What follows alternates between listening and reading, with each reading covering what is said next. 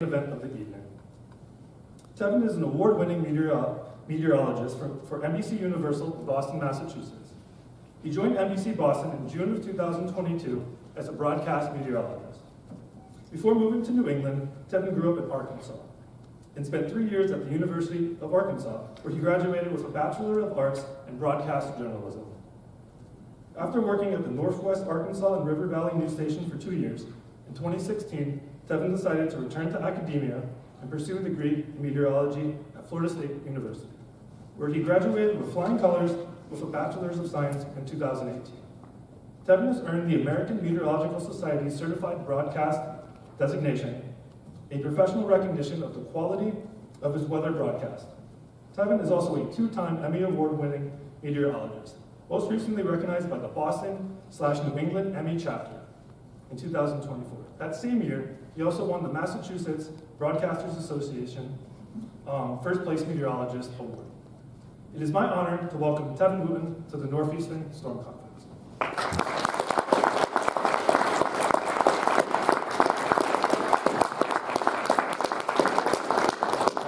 Thank you so much for having me, and thank you, Northeastern Storm Conference, for having me as well. All of those awards and accolades did not come overnight, and I hope I can convince all of you that your journey is not zonal, it's not linear, it's more undulating like most of the jet streams that we deal with each and every day.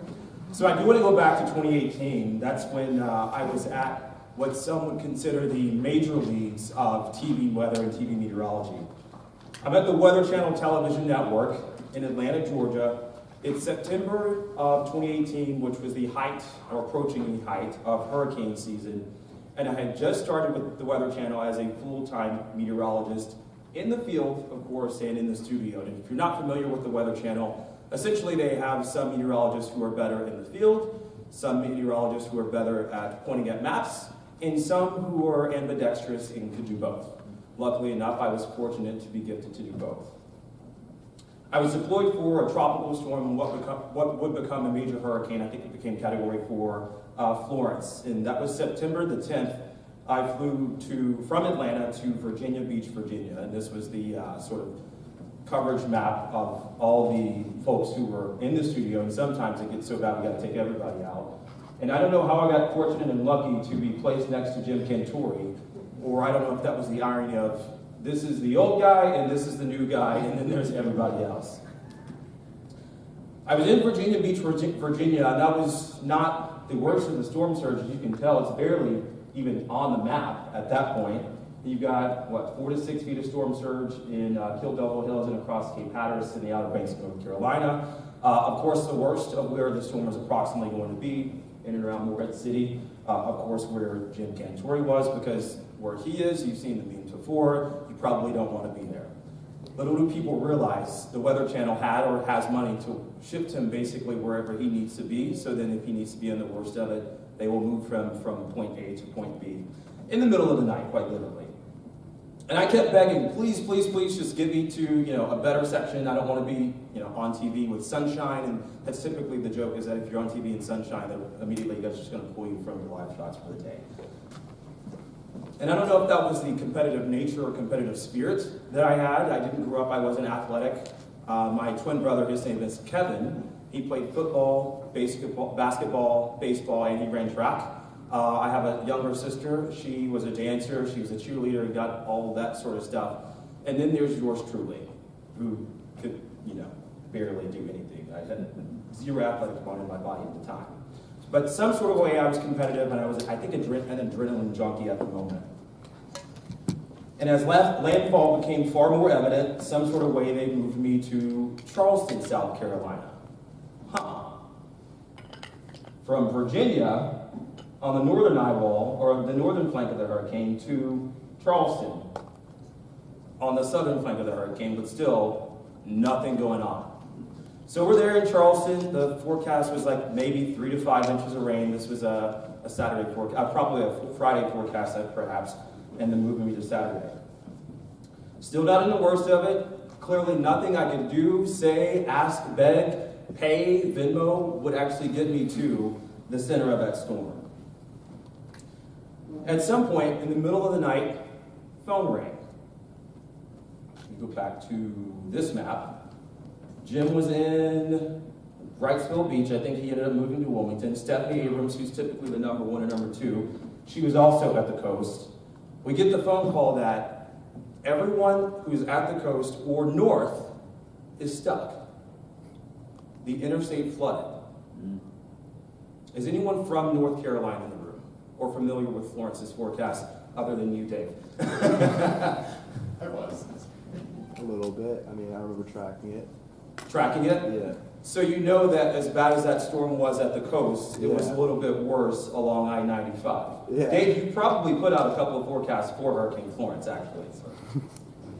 So 95 was closed, and I was the only crew who could be mobile enough to get to where 95 was closed. I did beg to go to the eye of the storm. I did beg to go to the worst of it, but I think that was the universe saying, it's your time to shine. So the news desk goes, we need to get you to Lumberton, North Carolina.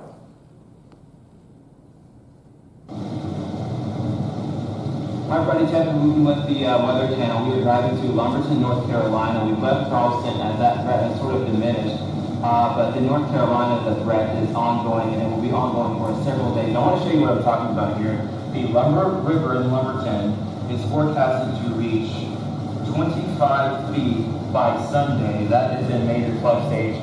Big fudge. So that was me in the infancy of social media, or the infancy of blog-style social media, trying to record what would become a TikTok update or an Instagram update. I forget what it was, probably Twitter at the time. And I don't think I posted that, obviously. So I redid it at some point. And anyway, we go from that to... Those sunspots that don't hope they're on fire yet. I'm in some trouble. The river intersects the interstate at those exits. So that's going to be a concern because during Hurricane Matthew, it got up to 24.4 feet. We may see that or more by tomorrow, and it should stay that way through the better part of the week. We've got more on the tropical storm Florence, and the inland flood threat is bringing too on some spots of North Carolina. So this was literally, I think we landed. We pulled up into town, driving through the rain and whatnot, pulled up to town, and we were searching on Twitter on where some of the worst flooding was, and we were able to sort of dispatch and sort of cross coordinates and figure out where some of the scenes we were seeing on Twitter at the time were, so we could immediately get on TV.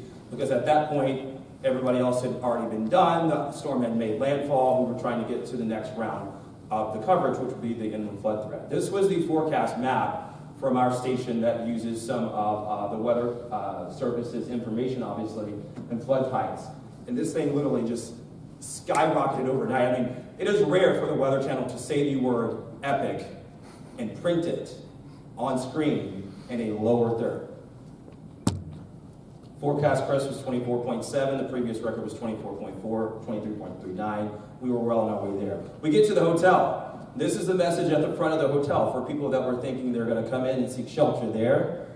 They were basically going to say, you know, you can come here, you can stay here, but you're not going to be able to live comfortably here. And most of the times when we're going to these disaster zones, we are not living in, you know, a lap of luxury where there's food accessible sometimes. I remember going down the halls of Walmart after we get to the disaster zone, but before all of the people that live in these towns, they've ransacked every single shelf. So we're getting like deli meat that's the worst of the worst with cheddar cheese and then like tortillas and making wraps because we have to have some sort of food if we're standing out in crazy weather for several hours. Need I remind you, I am still 4 months on this job. 4 months basically post-college graduation as well on this professional network.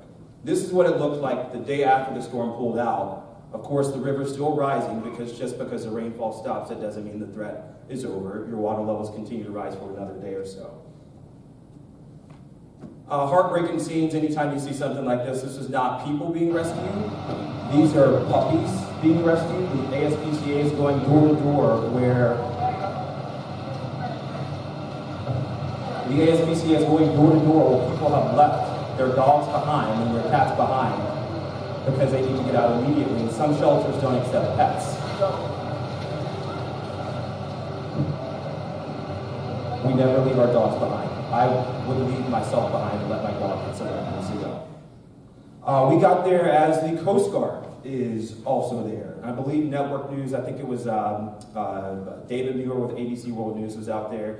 So we were in the worst of the worst, and yours truly got to be there by sheer luck, by the universe, by begging, or just by luck that everyone else who was supposed to be there couldn't get there. This neighborhood was flooding. You can see back here, these are people being rescued, but one thing that was so jarring about that was that this was not just, elderly folks or people who could fend for themselves.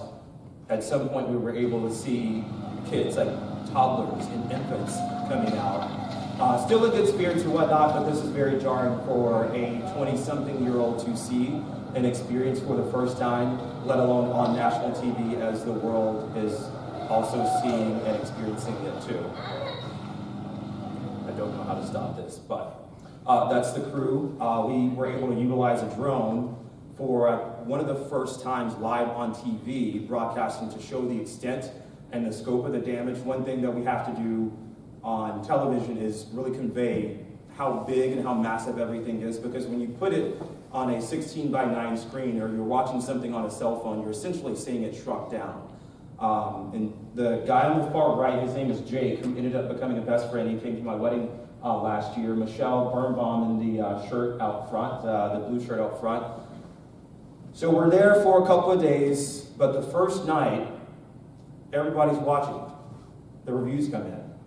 Rich was a senior producer. Shot was great. Tevin's fantastic. Nora Zimet was our SVP, a senior vice president. She is the go-to person if you want to work on the Weather Channel. Do not email her. Great job, she says. She's very short. She's very terse. She's very direct. Dina Garrett on the news desk. So all these people, #slay, she says. All of these people are singing my praises, singing our team's praises from the work that we were able to do.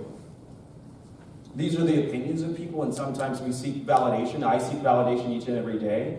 I seek the validation from where it counts. Sometimes it's in viewers, sometimes it's in the person that's signing my check. Most of the time it's from the person that's signing my check. But it's very important, because I think as humans we all want that sense of validation. It was also validating too that the endless nights when you're studying, the lonely nights when you're skipping parties, or those nights where you miss birthdays because you're at work, it will pay off in the end. And this was still, remind you, 4 months. There's also real people impacted by some of these tragedies. It becomes my responsibility to become their advocate and their direct line to the government sometimes. I've interviewed, I think it was Governor Rick Scott or Marco Rubio in Florida. I've interviewed countless mayors, I can't even name them all. But I've also been able to interview people who are staying at a shelter and not able to get their medicine that they need because they're diabetic, and the shelter that said that they would have something when they checked in did not in fact have it. These are all things for real people that they're experiencing at the worst of weather. So to be able to be a steward of other folks' stories, for those of you that go into broadcast, I want you to keep that top of mind. And by the time the storm was over, as I reflected, the moment taught me something that applies far beyond forecasting. Patience. Patience is a virtue. Some people say wait your turn, or work your way up the ladder. You're probably going to hear that more times than you can count when you get into your first or second jobs. I say the universe will give it to you when you're ready. Whether it's the first day you walk in the door, the 4th month that you walk in the door, or the 4th decade that you walk into the door. And before that moment, I'd always expected greatness of myself. I've always wanted to be at the top. I think that's just because I'm a Capricorn and that's in my nature. I don't really know why. I told you that my brother was a competitive one. We'd always fight, we'd always win. So I was pushed aside for so long. I'm like, okay, what am I going to be good at? What can I get to the top at? And eventually that was TV meteorology. I didn't think my first, full-time job as a degree meteorologist would be at the Weather Channel. By golly, I'm so glad it did. And I think at the time, before that, I was developing a work ethic to match that. When it came to covering storms that quickly, I couldn't be so naive, by the way. I didn't think they were actually going to put me in the eye of the storm. Wanted it? Absolutely. Was I going to beg for it? You bet. Was I going to text for it, email for it in the middle of the night? Absolutely. Luckily, they didn't put me there. They put me somewhere else and it ended up being so much better. 4 months earlier, I was still learning where the bathrooms were in the building, and suddenly I'm standing in a hurricane that's reshaping an entire region. This all happened in less than 6 months on the job. So now I want to take the time to talk about what's happened in these some other 5,400 days, what that looked like so far in my career. And unlike some of you in this room, or perhaps like some of you in this room, I didn't have a defining storm that reshaped my experience as a meteorologist or as a kid. There was no hurricane that tore through my town while I was on vacation. There was no tornado that hit my middle school, at least not when I was in middle school, but years later it did. And so for so long, I wore that as a badge of shame. I didn't have that connection with the weather that a lot of my peers did when I walked into the classroom. I've worked way more jobs than people realized. Other than a meteorologist, I was a reporter and a multimedia journalist in Market 101 in Fayetteville, Arkansas, at an NBC and Fox affiliate. It was a duopoly, or it still is a duopoly at the time. And that taught me how to do a lot with a little bit. It taught me the importance of an entire team working in a newsroom for one cause. Speaking of team, I told you I wasn't athletic, and I sort of lied. I was also a videographer for a football team, so I wasn't on the field. Well, that's also a lie. I was on the field, but I was not on the field in football pads. There's me on the second row next to my friend Taylor and Adam, who all went on to do great things. But I worked for the Arkansas Razorbacks as a football videographer for the coaches' staff and for the players, which essentially meant I was going practice to practice videoing what they were doing after some of the games. And by the way, this was pre-NIL, so no one was getting paid, at least over the table, for their performance on the field. My first year, we went to the Cotton Bowl at AT&T Stadium. There I am, by the way, on the field in the bottom right-hand corner with the camera. That's the QR code. We went to the Cotton Bowl at AT&T Stadium, Jerry World, it's known now, and it had just opened up. Bobby Petrino was the head coach at the time. If you're unfamiliar with Coach Petrino, he's known to be one of the harshest coaches in college football, and specifically in the Southeastern Conference, where it means more. He was also known to yell and chew out not just players, but also his staff. Yours truly. Anyone that got in his way, he was a bulldog. Was, not now. I got up close access, by the way, to routine things that were in the media, but also beyond routine things. I was not treated as a member of the press. I was treated as a member of the team. I even have a Cotton Bowl ring. We won that in 2011, or New Year's Day on 2012. They, set my size up, and Jocelyn's actually put my name on the side of the ring. I'm not wearing it tonight. But on April 1st, 2012, we were in for a crude, what we thought was a joke. Coach Petrino was in stable condition following a motorcycle accident. Does anybody know this story and how this goes? One, a couple more hands back there. Our coach has crashed his motorcycle on a road near the house, but his mistress was on the back. Not his wife, not his daughter, not his son. It was a Sunday morning. We were actually in the office, because they don't typically practice in the spring, but sometimes they have what they call mat drills, which is essentially just running around without the pads on, just making sure players stay conditioned. And in the middle of the night, the coach gets fired, the team dismantled. That taught me how fast-paced media can really be, and this ended up preparing me for my career in television later in life. Bobby Petrino to AD, affair began with a kiss in my car. I don't want to shame anyone involved, specifically not the victim, but she did work for the university and ended up coming out that he helped get her a job. That's not really important to this conversation, but he was not ethically in the right. I'll go back. I've been an at-home advisor for Apple, working with AppleCare in tech support between classes while in college. And this is pre-COVID, so working from home was actually a thing before COVID happened, before 2020. We had Zoom sessions as well. Essentially, when people called in, they were convinced that their phones or iPods that no longer exist were broken. And sometimes the solution was as simple as telling the grandmother on the phone that the reason she can't send her granddaughter a photo is because her Wi-Fi or her cell service is not connected. Simple fix, but it taught me something. It taught me patience. It taught me communication. It also taught me how to explain complicated things in simple ways. Sound familiar? TV meteorology. Our audience is not they're not scientists. Our audience doesn't know what vorticity or omega is. Our audience barely knows what high and low pressure is. But each and every day at 5 o'clock in the morning, I have to take 4 years or 2 years of Florida State University and condense it down into 2 minutes. I had government access at NASA's Marshall Space Flight Center in Huntsville, Alabama, with EV-30 engineers working on the Ares rocket. I spent the summer before my senior year of high school in Huntsville, Alabama. The internship started slow, and I mean, you guys, I was sitting in a cubicle with nothing to do. I was on Facebook, I was texting friends. No one was coming to my assist. I was asking, what can I do? Again, begging. I want to be competitive, right? That's in my nature because I'm a Capricorn. Well, nothing would convince them to give me the right project at the time. But one project that finally fell into my lap, the second month of the internship that came together, was with Praveen Agrawal and Samuel Fowler. And it was the camera layout design for the upper thrust cone on the Ares rocket. This did not end up launching, so please do not think that I'm a rocket scientist, because I'm not. But we were working on, there's a latch there in the bottom or the central part of your screen that's orange, sort of, and we're working on the hinge for that, the platform to support that, and then that crappy box that you see designed on Pro E would be part of the housing that goes into the camera. And essentially, this would video the separation event from the upper thrust cone and the solid rocket boosters on the end. But what was really cool about that is there were about a dozen or so, these guys, high school interns, and then 200 college interns, all in Huntsville, Alabama. Clearly the government had money to blow at that time.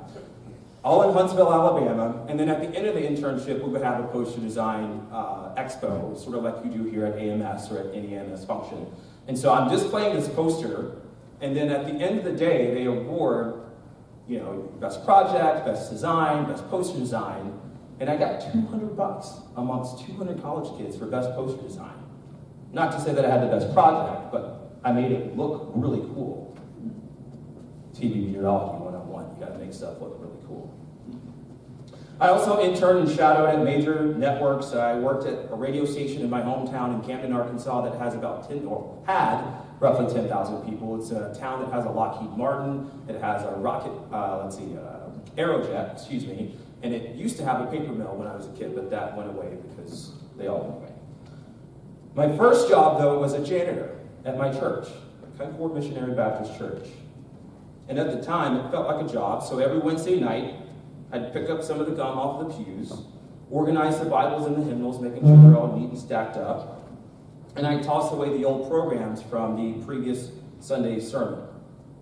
It gave me a couple of bucks, like literally $50 is what I got per week, which would barely buy you 2 cheeseburgers in Boston now. But it was money to spend while I was in high school. It would not buy you a full meal at Five Guys, I don't think, actually, now that I do the math. But it taught me something early. No job is beneath you when you're building a solid foundation, when you're building on something bigger. And at that time, of course, I didn't know it, but I had no idea that these early jobs along the way would shape what I later approached as my life and my career. And it goes a lot deeper than that, too. Quietly taught me the value of doing the work that no one else wants to do, or doing the work that's required of you when no one else is paying attention or no one else is watching. And the irony of this whole situation, by the way, starting as a janitor, is that when my mom, she was a high school counselor when I was growing up, and she would bring me to the school system, my brother and I, even on the weekends or on the late nights that she's working, because daycare was expensive, as it still is. And she exposed us to the school system as literally toddlers. Like, we grew up in the classroom, we grew up in that school. During summer school and late evenings, though, there were always these recurring faces who would sort of be the same personified version of an example that eventually I will become or want to be. They were the janitors. They were the ones who were cleaning up the classrooms when no one else was there. They were the ones who were waxing the floors when the hallways needed to be cleared out. They were the ones making sure everything was locked up and tidy for the group of rowdy 600 kids that were coming the next morning to just dirty it up again with zero respect to these janitors. But I literally grew up in the school system. Lionel Moore and that team, they knew when my birthday was. They were the silent security guards in the hallways when I eventually got to high school and nobody would bully me. And when I finally got to that high school level, those same janitors actually became co-workers again. And fortunately, no, I was not working as a janitor in my high school. That would just be totally freaky. Not that there's anything wrong with that. But I spent a majority of my high school years producing what was card copy TV. That was our high school's news team. Did anyone do that while they were in high school? Any AV people in the room? We've got a few over there. Shout out to the AV people, because your classmates actually depend on that. You were their news source for the morning announcements. You probably made a couple of football highlight videos. That's what we did. We would also shoot and video prom as well, and then turn around with a very tight deadline and air that same prom video of the walk-in the night of prom. So kids got to see everyone else who got to walk in, because when you walk into prom, you only see the people in front of you and behind you. So all of that would culminate to working with some of these janitors. It was Mr. Moore and those same janitors, by the way, who, I'm not sure why, but they trusted me with a key to the school. And this was not an honorarium with a large key and presentation. This is a literal key to the door. I'm staying there at 10 p.m. and 11 p.m. on Thursday nights, editing the high school video announcements to turn it around for our classmates to watch on Fridays during homeroom. After I graduated, I would decide to go to college, because that's what smart people do. I went to the University of Arkansas, and I swapped editing those high school announcements for editing football videos for the Razorback football team. And when it came to my major, I went to college for engineering. I selected that based on what people told me I was good at. We had Lockheed Martin facilitating a course while we were in high school as seniors. My parents said I was smart, I should be an engineer, doctor, or lawyer, because those are the only three professions that smart people do, apparently. No one ever said you should become a meteorologist. No one ever said you should become a neuroscientist. No one ever said you should become a pediatrician. They definitely didn't say you should become a janitor. So I applied for all of these scholarships. I got all scholarships. I did not have to pay for my first time in college, because I was going based on engineering. I get to the classroom, I'm there for a month, and they have this binder from, I think it was called GNEG, General Engineering or something like that. And we walk in from the first day all the way to the last day of the semester. They have your week by week plotted out. And this was not a syllabus. This was literally a binder that was like this thick, with this is what we're doing on the first day, this is what we're doing on the second day, this is what we're doing on the third week. And I'm like, wait, where is the sense of independence that I'm supposed to learn, the responsibility that I'm supposed to learn as a student? So I decided that I didn't want to sit in a cubicle by myself for my entire career. And I dropped engineering, which meant I lost those scholarships. My parents thought I was crazy. Some of my friends thought I was crazy. But I marched my way in December all the way down to Silas Hunt Hall to the registrar's office, and I declared I was switching to broadcast journalism. That would become, I think, pivot number 2. Pivot number 1, of course, was the janitor to I didn't want to be a janitor, so I quickly figured that out. So that was pivot number 2. All throughout high school, it was clear that I was passionate about working in the news. As I swapped those majors, luckily I still had the job of working with the football team that would supplement some of my income, and then I had also book scholarships that took care of a lot. And I would go over, and I worked at the campus TV station after every football practice. We'd go over to UATV News. We were producing a full 30-minute broadcast every Monday, Tuesday, Wednesday, Thursday, and Friday night at 7 p.m. No teachers were there. It was led by students, it was shot by students, it was produced by students. One day they needed a weather anchor, because we can't call ourselves meteorologists if we're not meteorologists at that time. That was also one of the broadcasts we did, I think, a walkthrough with Racer Vision, and there was an athletic banquet that we did. So Phoenix, could you come assist me really quickly? Because I have to show you the polished college professional first.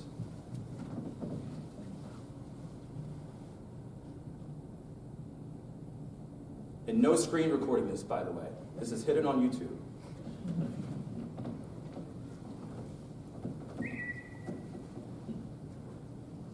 We saw some pretty heavy winds today, around 10 to 15, even some gusts at about 31 miles an hour All of these were from the south, and guess what? That made us really warm, and today's high was really warm too. And some record-setting temperatures for much of the United States and the Northwest Arkansas area as well. We'll bring you this plus more coming up on UNTV, and it starts right now. And I don't want to bore you Boy, with... that is great weather. Today's high was 40 degrees. At 12:12, only this morning, it's going to get cold, and this is in the daytime tracker because we love tracking the weather for you here at U of A. Tomorrow morning, 32 degrees. Feeling like 20. It's a great night for soccer games right now, and that's exactly where I am. If you ready? I want to get to this map really quickly. So we didn't have the fancy technology like the WSI, or I think Weather Central was like the older version of WSI. So what I ended up doing for some of my maps, I would take a blank map from a local station in central Arkansas because they had all of the state represented in their DMA. And I would, on a high pressure day, go through and screenshot it, and then pull that into Photoshop, as you're able to see with some of the other graphics, and then put that on the air. I forget, this is some version of Google Earth, I think I was able to also wrap in. And then there's an old version, very old version of the SPC from 2011 or 12 or something like that, or 13 maybe, I forget. We didn't have the technology, but we had the know-how and we had the passion.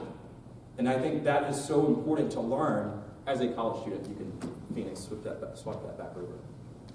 Thank you.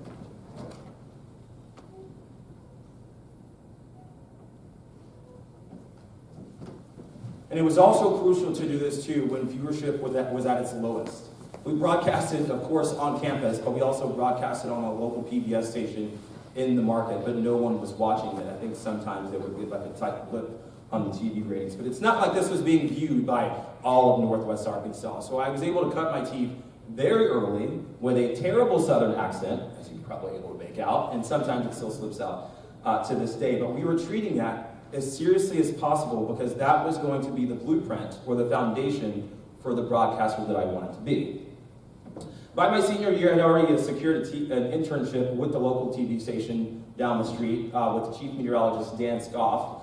And this man poured his entire passion into me. I mean, he would stay beyond his 10 p.m. broadcast to help me. I would skip class and I would come down to the TV station and work beyond hours. Even after the internship was over, he let me come in and work on my tape during severe weather days. He was able to walk me through the weather center and teach me the ins and outs to the point of, at the time, I thought that I knew a little bit something about weather. I had no idea. I ended up graduating college a month early, and I say that because I already had a job at that TV station that led me to my first-time job. And that contract was for 2 years. I made $25,000. And I thought that was good. Like, I legit thought that was good. Because all my other friends were still in school. What I didn't realize, taxes exist, and they don't care how much you make. So after taxes, you can do the math. It was not pleasant. I was calling my parents, like, hey, can you guys pay my car this month? Can you pay my electricity bill? I need money to go to the bar. Didn't say that, but I did say some other things. But I was a multimedia journalist. As a multimedia journalist, you shoot your own content, you write your own content, you edit your own content, down to the point of I was running my own live shots post-natural disasters. I'm going through tornado sites after the fact and like setting up a camera, and I would use, I remember this specifically, I would set up a tripod light at my height, and then that would be, right over here. And then if I'm the camera guy, I would zoom into that light, set the focus so it looked good, and then zoom back out to where the viewfinder could match up. I didn't want the viewer experience to be compromised because my station was so cheap to not send a photographer. Those are the little skills that then the managers picked up on, and I know how to do it, so when push comes to shove, they're not going to not send me because the quality of my work is not good, because it was. But all of those skills make you more marketable in a world today where businesses are cutting back, CEOs are still getting their paycheck, but a lot of the lower level employees are wondering how when their next paycheck will come and how they're going to feed their families. And my skills didn't stop there, by the way, as I signed that contract, but I also pleaded and begged to weather anchor, because at that point, I graduated with a broadcast journalism degree. I interned at that station. The chief kind of taught me what I thought I needed to know, or what he thought I needed to know. However, if you're not familiar with Arkansas, it's a great state. It's often low on a lot of lists. It's high on a lot of lists too. Tornado Alley. Tulsa, Oklahoma National Weather Service was like an hour and a half away. This is at the southern tip of the Ozarks. Norman is maybe 2 hours away, something like that. So this was in the middle of a hot zone. So I eventually, in my innocence and ignorance, pleaded and begged, and then the universe once again decided it was time. I got to be a weather anchor, but not because the GM wanted me to, not because the news director wanted me to, but 2 meteorologists quit within a month. 2. They didn't have a choice. Someone had to do it, and the chief was not going to work 6 or 7 days in a row. That's just nonsense, because he's already working 12 plus hours some days, especially in the middle of severe weather season. So as that happened, I got to fill it on weather. It looked a little bit better than that unpolished version that you see. And it was great. I got to pinch hit for weekends. I did some mornings. I got what I thought I wanted to do out of that station. Well, then one day, a viewer emailed in, and I don't want to waste time reading all of this, but it says, I am disappointed with the decision to place Tevin Wooten in place of an educated meteorologist. He has not completed the necessary degree in meteorology, nor is he qualified to present our community weather forecast on which they can depend. I would never expect an uneducated individual to provide neurological care, and I don't expect you to place Tevin in the role which we are follow for a qualified meteorologist. And then the last line says something like, Tevin should go back to college and achieve the appropriate credentials in order to present the weather. This was unsolicited feedback, by the way. In the theme of honesty, since this doctor wanted us to be honest, that stung. That hurt. And it's not because I didn't want to go back to school. School takes time. School takes money. In Arkansas, there is no meteorology program, still to this day. What was the kid going to do? Well, he had to pivot again. I think that's pivot number 3 or 4. I kind of lost count at the same time. And that was the chip on my shoulder moment that I needed to propel me to my next step. So contract comes up due. I asked if I could do weather, and it was clear that the powers that be were not going to let me do weather. And it was not just because of this contract, but they also sort of, I guess, agreed with this email. They were going to place a non-degree person in that spot. However, to this day, they have had to do that more times now because no one wants to go work there. Not that that is a bad place to work, but people do not want to go there for whatever reason. So that was their karma, not mine. The saying goes, always a bridesmaid, never a bride. But I left, and I decided to leave that station. I was going to go back to school for a second degree. And I wanted to go to a university where at this point, no one could question my credentials. Specifically, as a black person in America, I did not want someone from the outside questioning, is he actually qualified enough? Being from the South, I also did not want people to question, is he qualified enough? My resume had to be lock, solid, or airtight. So I looked into going to UW-Madison, UGA in Athens, and Florida State University. And UW-Madison was an obvious choice because there was a TV job that they were going to offer me as a weekend meteorologist / weather anchor, and help pay for school, with the only caveat that I had to, of course, get into school. But here's where the universe provided another pivot. Dear Mr. Wooten, thank you for the phone call last week. I had a chance to look at the University of Arkansas's Fayetteville website and confirm your degree was from a liberal arts college and at that institution. As such, you are not eligible for a second degree here at UW-Madison. Sorry not to have better news. They have to say sorry, but they don't really care. I was very confused because colleges are in the business of making money. How dare they turn down someone who was going to pay them the money that they wanted? But I was shocked. But again, the universe decided you need to pivot and go somewhere else. So this was a fourth time now, and I turned down UW-Madison at that TV station gig, and I looked at UGA in Florida State. Had conversations, great conversations with both colleges. The universe, again, guided me to Florida State, and not because I was able to complete the degree, better or any sort of way, but UGA was a 3-year program. Florida State would allow me to finish it in 2. College is expensive. I was paying out-of-state tuition. It was a very easy financial decision. Thus, I was going to Florida State. And I also knew that Florida State was one of the better meteorology programs out there as well. So again, thank you. Went back to school for Florida State, and it made me realize that starting over is not comfortable, but sometimes starting over is necessary. As plants grow in life, they have to be uprooted and repotted. It was rigorous. I packed up my stuff. I moved to a state where I didn't know a soul other than one random cousin that lived in Gainesville, who helped me get in-state tuition, by the way, finally, after the first year. And my first semester back was with Calculus 2 with Sergio Finley. I see some head shaking when I say Calculus 2. Head's not shaking this way, shaking that way. So I'm sitting in the front, and this guy is absolutely known to fail large percentages of students. Not his demeanor intent, or not his intent, but it's the way that it came off, of course, as a college student. You're like, yeah, he's trying to fail everybody, when really he wants to leave people out that don't need to waste time. So at some point, I got my first test back. Not good. Get my second test back. A little bit better, but still not passing. There's only 4 tests in that class. They break them down by basically quarters of, or I guess, first couple weeks, second couple weeks, and what have you. So after that second test, he walked up to me and he said, Mr. Wooten, you need to come see me after class in my office hours. Okay. I was praying he wasn't going to tell me to drop, and he didn't. He said, what's wrong? I see you're here every single day. You sit on the front row. You look like you're paying attention. Why are you passing? And I said, well, I'm back in school for the first time. This is my first semester after 2.5, 3 years away.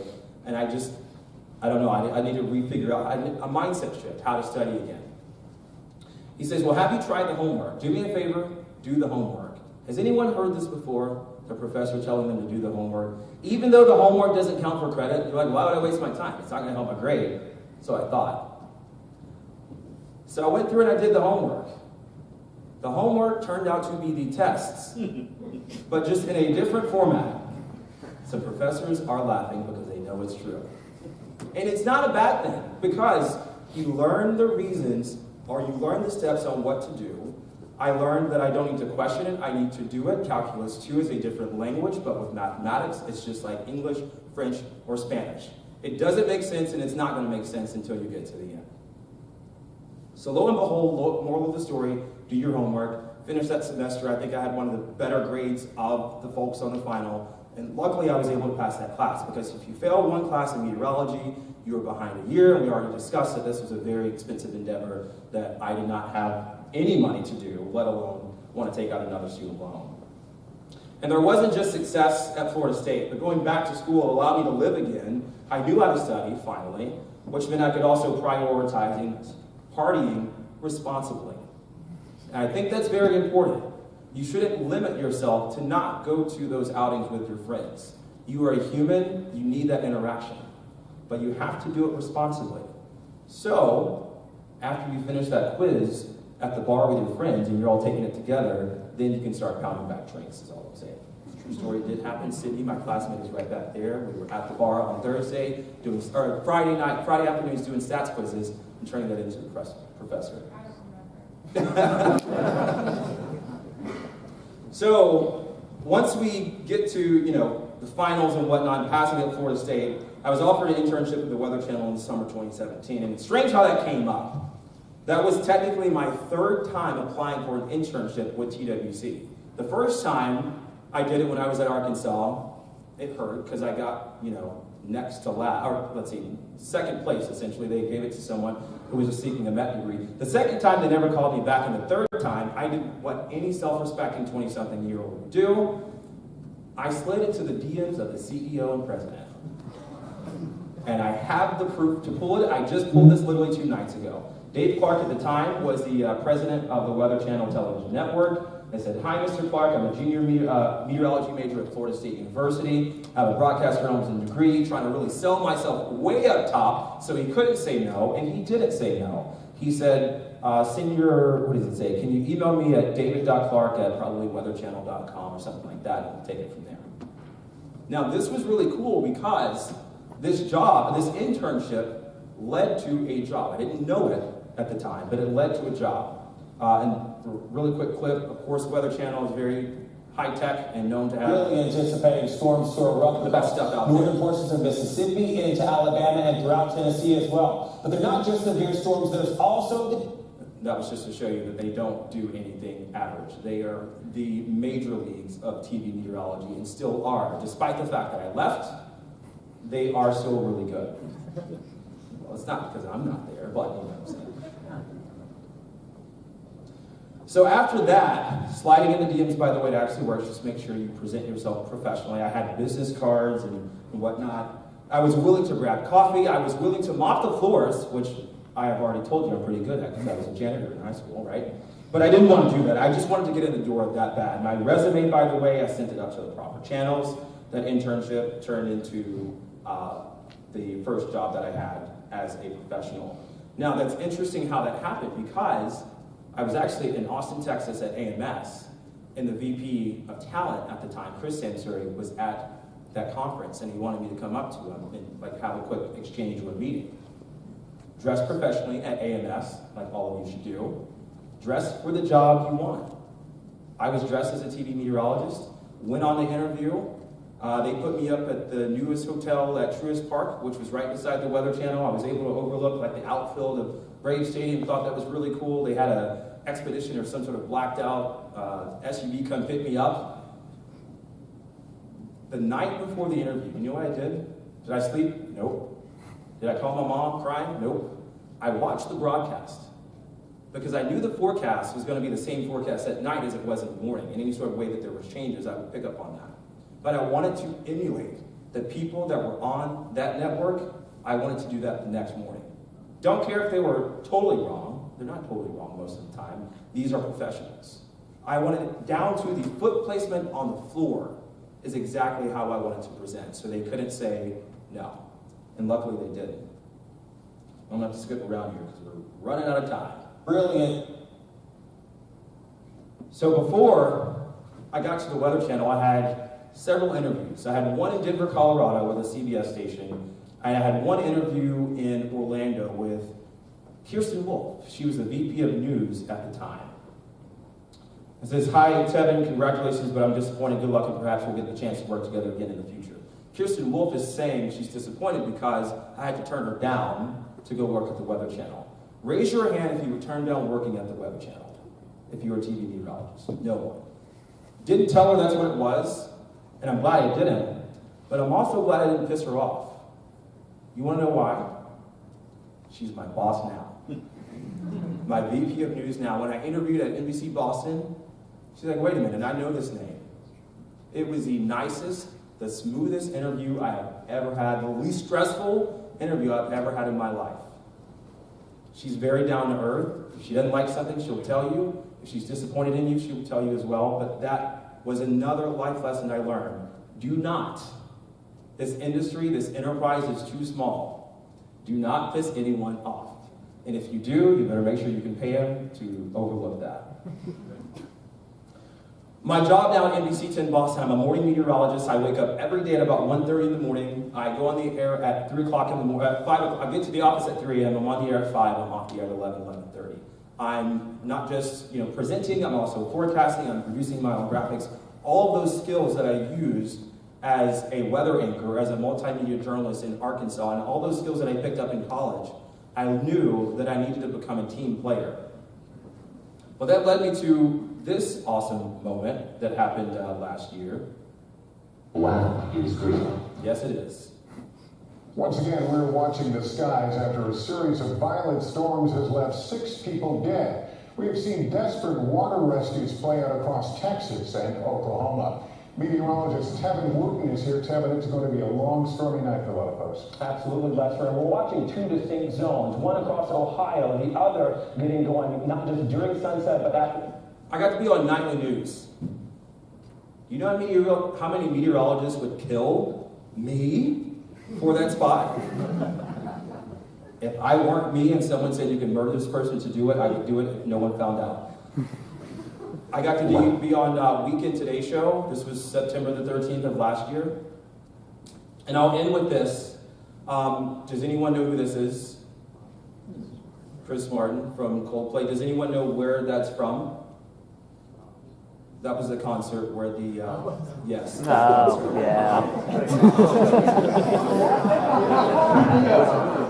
So I was there at that concert, but one song that they have, the band has, is called We Pray.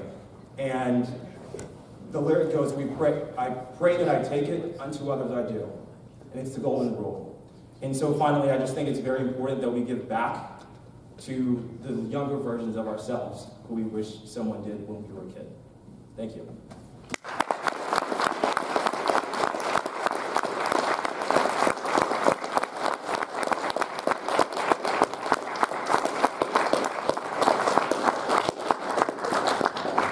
Tevin, thank you so much for sharing your insights with us.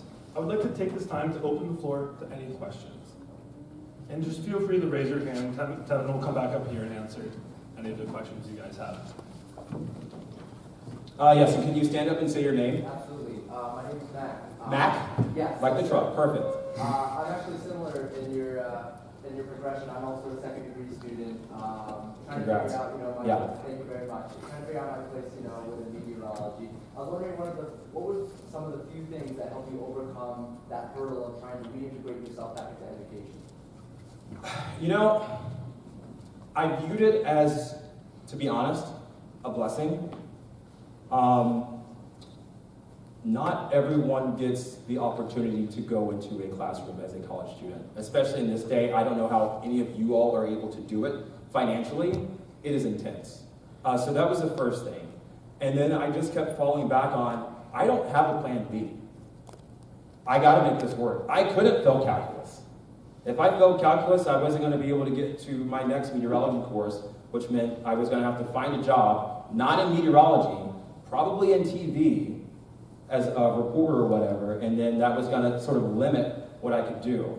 So I used that fear, I guess, in order to propel me to power through. And the passion always rises to the top. It's like yeast, man. Like, I didn't choose this. I don't know what I was going to do out of life, even though I thought I wanted to be an engineer. I did not choose this. It found me in the halls of Kemple Hall at the University of Arkansas. So I think if you lead with passion and probably have a plan B, you'll be good. Thank you so much. Thank you.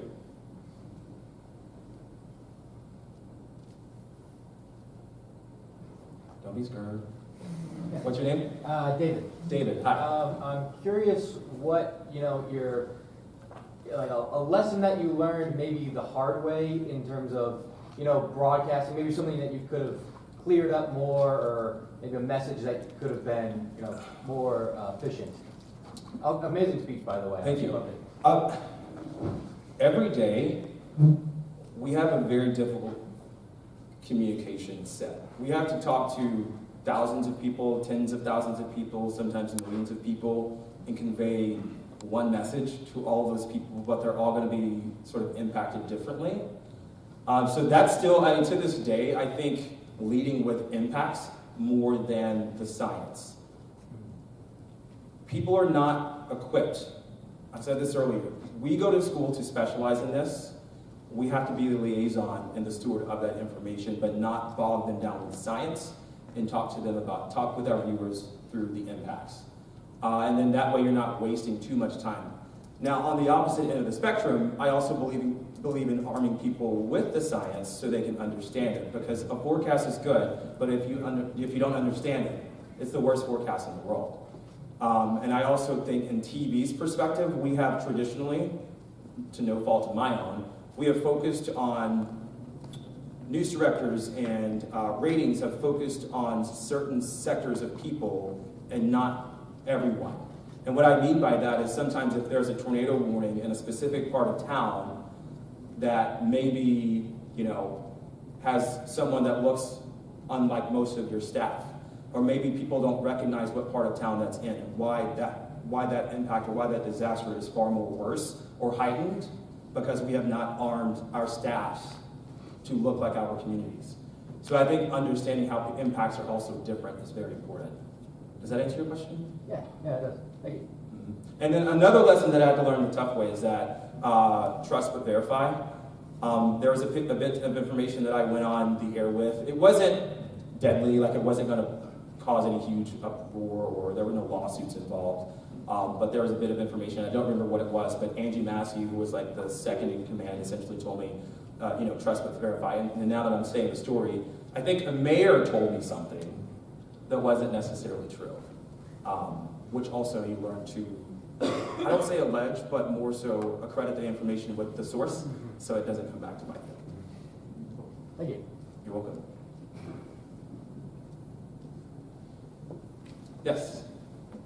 Can you share where you talk about uncertainty and forecasting or science? Certainty and forecasting in science. Uncertainty. Uncertainty and forecasting in science. Can you give me an example, just to make sure I'm not like too far off here? Sometimes it's not settled in sort of the scientific debate, or forecasts may be very uncertain. Okay, yes. Oh, yeah, like the blizzard from literally like 3 weeks ago, where everyone's like, oh yeah, 36 inches of snow. Like, you're crazy. You have to be forward, like you have to be very forward with your audience. And I think at some point, and I'll use that storm as an example just because it was so high in threshold, which is technically, the threshold is always there, it's at 10%. But that 10% seldomly happens, but when it does, as we see it pan out, it leaves an entire state under blankets of snow for an additional week more than the rest of the country. I think it's transparency. It's okay to say, here's what we don't know. Here's what we know, and this is what could happen, and this is what is likely to happen. But here's the part that we are uncertain about. Or here's what's changed. And TV is going to forever be bad with social media because you put a forecast out and then it changes and no one sees the change. They only see the initial. Put all of that in the back of your head. If they miss out, it's not your fault. You can't bear that burden. You just do what you have to do to get each and every bit of information out as soon as you can. But the uncertainty, it's okay to say, here's what we don't know. We have graphics all the time in our staff that, if we're and I hate to play the GFS Euro example because I don't think people care about that until it's a hurricane. Otherwise, we are wasting everyone's time because it's, here's what this one says, here's what this one says, but guess what? They can both be wrong, or they could both be right. Suddenly, are they both on the money, unless it's the GFS this year, which is just blowing my mind as well. You're welcome. Thank you. Yes? Hi, my name's Cole. Cole? I know you talked, Cole, yes. Cole. I know you talked a lot about your experience with both jobs and just personal experience that kind of led you to your job. Do you think there's any experiences or job skills that meteorologists should have as a base or fundamental? Communication. Even if you're not on TV. And I say that because, and I don't want this to sound insulting to anyone who's sitting here as a meteorologist. Had I not had a journalism background and communications foundation, my meteorology would not be as sound or as strong. Just going back to that, if you could have the perfect forecast that's on the money. If you can't communicate it, it's as good as trash. So communication. And that's, I forget the example that someone gave to me previously. That working from home with Apple was a tremendous, I didn't have a face-to-face interaction with these people. I had to learn how to adjust my tone. I had to learn to be patient. I had to learn to convey this, I'm a nerd, controlling an iPhone. I'm a nerd. How can I help grandma just send the dang photo to her daughter, right? And that takes time. Even if you don't want to work in TV, take a forecast map. Or take your poster and set your cell phone up now and just put it on your bed frame or your TV stand in your apartment or whatever and talk to that camera. And then watch it back. Watch it back on mute. Watch it to see your facial expressions. And then close your eyes and listen. Where do you start stammering or stuttering? Where do you start feeling that? Where are the ums? That'll help you become a better communicator. I always watch. I don't have the time anymore. I used to watch my forecast back every single night. That's our practice. How does the best basketball player become the best free thrower? They're practicing shooting 100 free throws before they leave the gym every day. Sadly, we don't get those salaries, even though we get blamed for being wrong 50% of the time and still being paid. There are a lot of baseball players whose accuracy is less than 50%, which is still really good. But no one remembers that for us. Thank you. Thank you. Yes. And then, did I see another hand go up? I'll come to you next. What's your name? I'm Matthew. Matthew. Hi. So I was going to ask, what are 3 main things that kept you motivated with the whole thing, whole meteorology as a whole? I'm a graduate, don't have a lot of meteorology experience, and I'm, for example, in dynamic meteorology, very hard class. Yep. What were 3 kind of things that kept you motivated to continue? Fear of being a failure and wasting 2 years at one of the most expensive schools in the state of Florida, number 1. Because Sally Mae or whatever it's called, Nelnet, they don't care what job you work. They want their money back. So that was number 1. I think number 2, what I sort of saw become a passion, I let that drive me. So I knew that I was smart and I could do engineering. I could do it. And I still love AutoCAD. So how dare me to waste an opportunity for someone else when I could have done what was in front of me the first time. So that's thing number 2. And then I think there's still the little kid in me that some sort of way enjoyed talking to people on camera. I don't know. It's changed over time. I do things with a smile. I think we are in the service industry, specifically TV meteorologists. We don't work at Chick-fil-A, but it is my pleasure to give you a forecast. We're not in hospitality, but we sort of are in hospitality. So I think when the universe is like talking to you to say, this is yours, you can either take it or you can run from it. But if you run from it and you want a solid fallback, you better be buckled up. Yeah, hi, my name's Megan. I was just wondering, with limited time on air, if there's multiple weather events happening at the same time, how do you prioritize what to talk about with that limited time frame? Good question.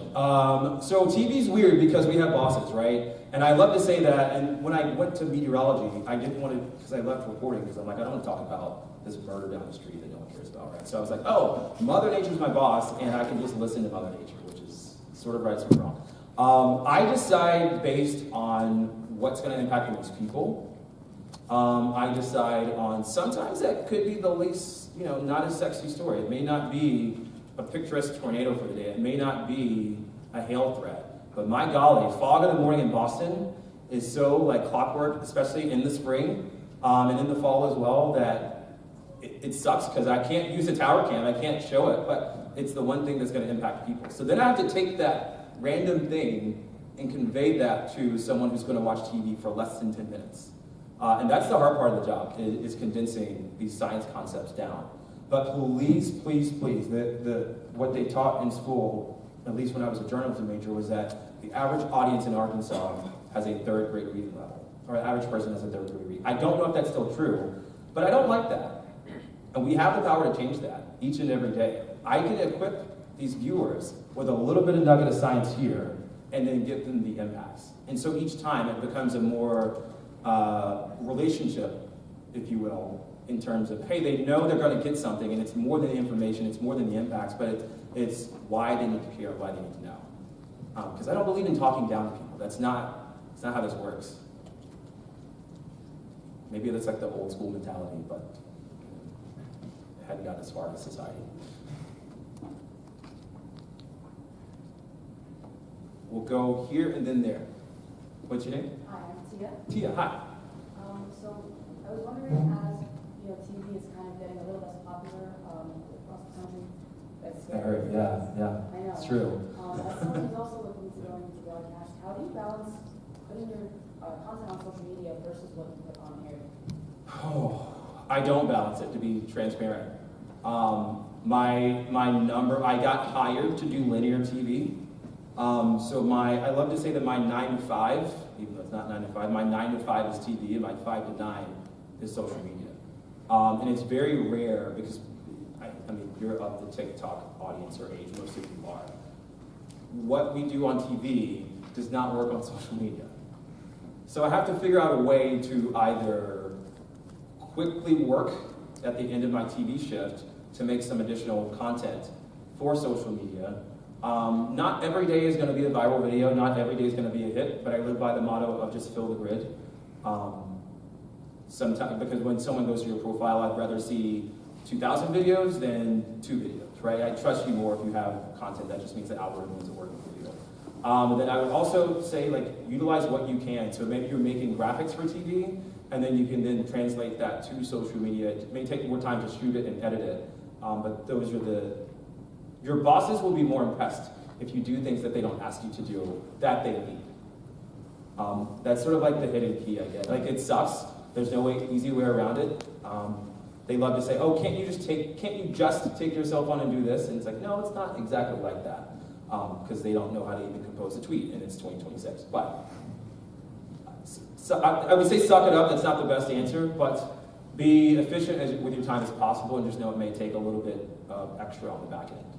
But it pays off dividends, right? You get to take that social media account with you no matter where you go. And all of you, even if you're not in TV in this room, please use social media. You are an expert in your own right. And if all of you in this room are talking about one concept, that is more people that are talking about it who are qualified to than some person sitting in their basement at home. Hi, my name is Tim. My question was, what are your views on the future of broadcast meteorology, especially as it pertains to, say, social media? Mm-hmm. And also, in the same breath, AI on social media. AI. That was in my talk, but I didn't really get a chance to get to it. So I actually utilize AI every day, but I don't utilize it for editing or any sort of content. I utilize it to basically quickly summarize concepts. Like, hey, what's trending on social media or pop culture today? How can I apply the forecast to it? We send a push alert out every morning based on basically what I tell the web people to put. Doesn't always stick, but oftentimes it works. So that's one way I'm incorporating AI now. I recently figured out how to utilize AI to take, oh man, what was I doing? Oh, it made a navigated CSV file for me. It put in lat lawns for, like, we were doing a forecast verification for the blizzard, and we had our forecast map versus the actual, the verified forecast, and it made this navigated list from the metadata from NWS. I didn't have to waste my time plotting, 16, 20 cities with their amounts. So I don't think AI is going to replace TV meteorologists per se, especially digital TV meteorologists, because guess what? We've utilized computer forecasting for decades and it still isn't right.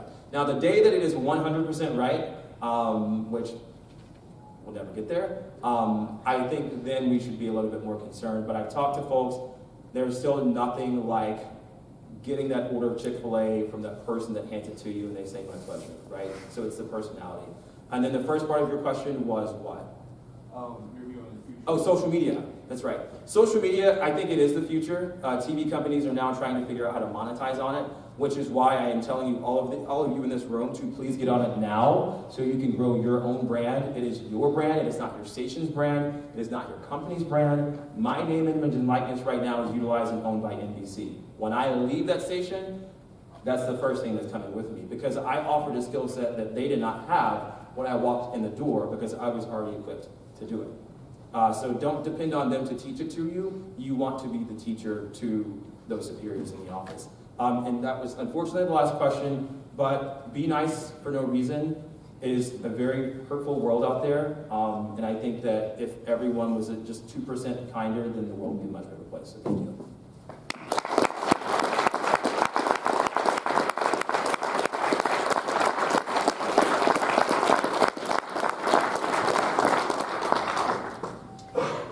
Let's give Tevin another round of applause for that wonderful presentation.